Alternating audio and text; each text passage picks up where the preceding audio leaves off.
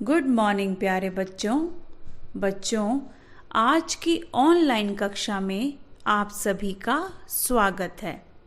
बच्चों, आज हम हिंदी साक्षी पुस्तक का पाठ 13 है पोंगल पढ़ेंगे। बच्चों, पोंगल मुख्यतः तमिलनाडु का त्योहार है।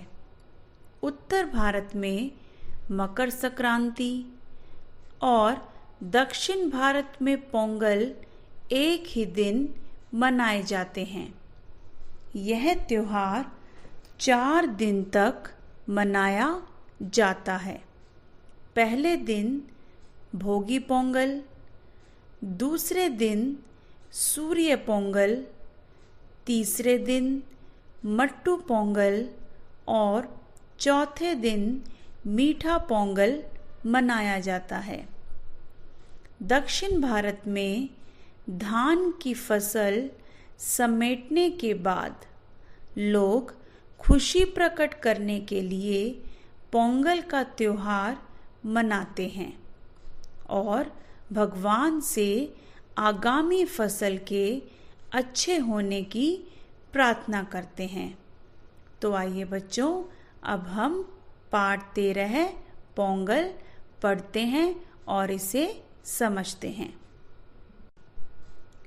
पोंगल मुख्यतः तमिलनाडु का त्योहार है, परंतु इसे पूरे भारत में हर्ष और उल्लास के साथ मनाया जाता है।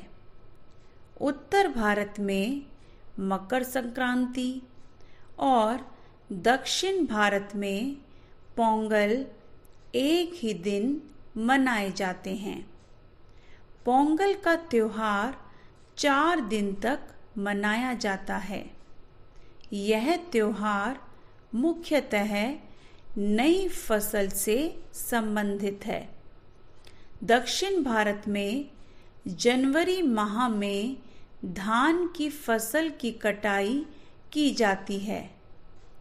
धान को कूटकर नया चावल घर में लाया जाता है। नए चावल को पकाकर सूर्य को भोग लगाया जाता है और प्रसाद के रूप में बांटा जाता है। बच्चों, इस गद्यांश में बताया गया है कि पोंगल वैसे तो तमिलनाडु का त्योहार है, लेकिन इसे पूरे भारत में हर्ष का अर्थ होता है खुशी। इसे पूरे भारत में खुशी और प्रसन्नता के साथ मनाया जाता है।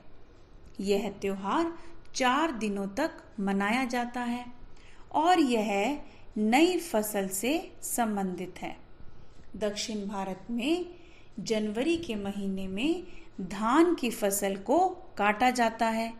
धान को कूटकर जब नया चावल घर में आता है तो सबसे पहले उस चावल को पकाकर सूर्य देवता को भोग लगाया जाता है और प्रसाद के रूप में इसे बांटा जाता है।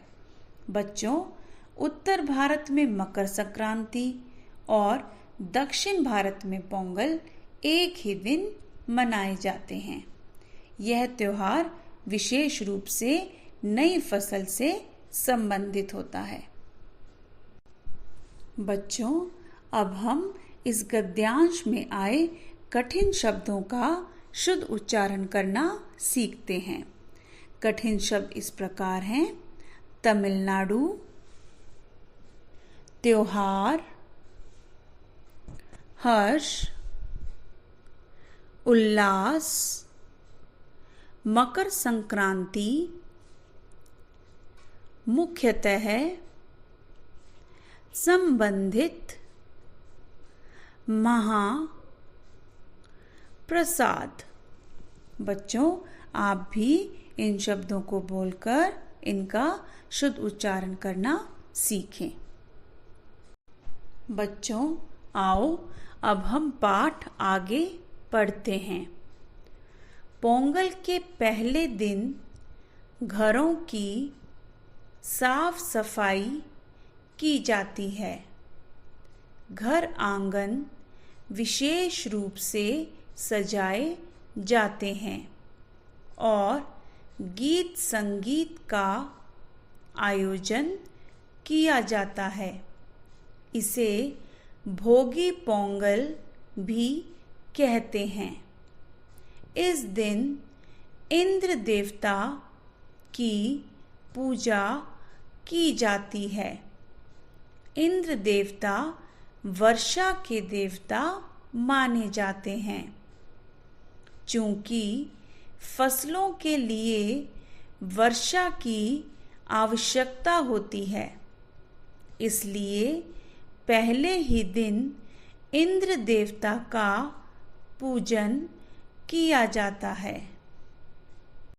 बच्चों, आओ अब हम इस गद्यांश को समझते हैं। इस गद्यांश में हमें भोगी पोंगल के बारे में बताया गया है कि पोंगल के पहले दिन घरों को अच्छी तरह से साफ किया जाता है। घर आंगन विशेष रूप से सजाए जाते हैं और गीत संगीत का आयोजन का अर्थ है प्रबंध। गीत संगीत का प्रबंध किया जाता है। इस दिन इंद्र देवता की पूजा की जाती है, क्योंकि बच्चों इंद्र देवता वर्षा के देवता माने जाते हैं और फसलों के लिए वर्षा की, बारिश की बहुत ज़्यादा ज़रूरत होती है। इसलिए पहले ही दिन इंद्र देवता की पूजा की जाती है।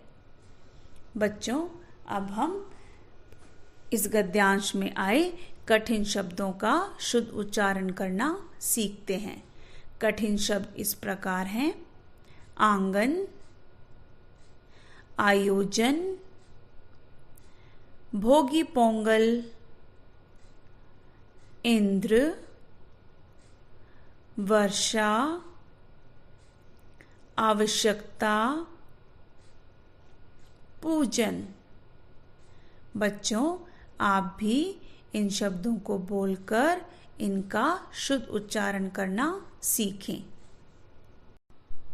बच्चों, अब हम इस पाठ में आए शब्दार्थ को समझते हैं।